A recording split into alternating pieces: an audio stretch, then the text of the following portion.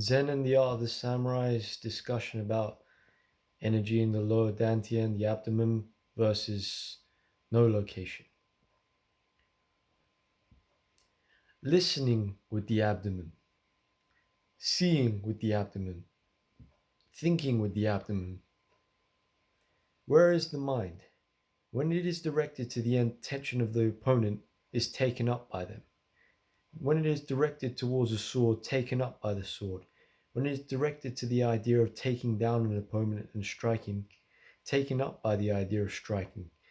When it is taken up by the idea of defending yourself, taken up by the idea of defense. Better to keep mind in lower part of abdomen just below navel. Adjust and shift from situation and moment to moment.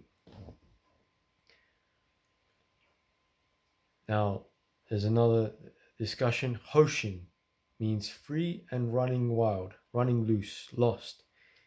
In the abdomen, in the natural place. If you keep the mind imprisoned in one specific location in the abdomen, it will prevent the mind from operating anywhere else, defeating the whole point.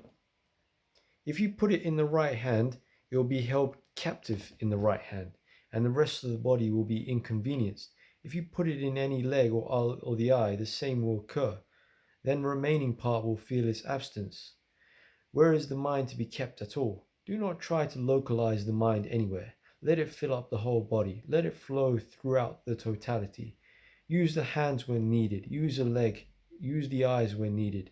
No time, extra energy needed. Localization of the mind is freezing when it ceases to flow freely where needed. No longer is the mind in its suchness, not limited to physical, psychologically imprisoned.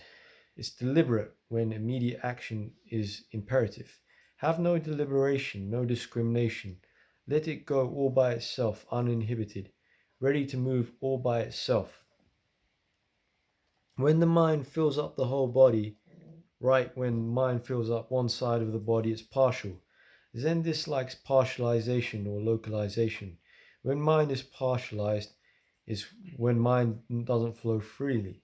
At any moment needed, mind never fails to operate it. When it is nowhere, it is everywhere.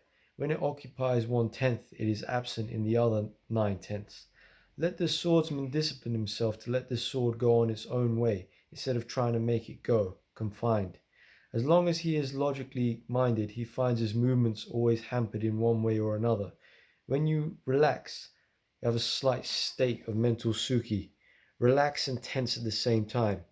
Moving and not moving. Intention and yet relaxed. Seeing everything and yet at all not anxious about the way it may turn. Standing innocently like a baby, yet with all the subterfuge and cunning of a fully matured adult. No amount of intellection. To strive, pray incessantly to the gods to remove what is unconscious. Intellectually, okay, I'm going to stop this now.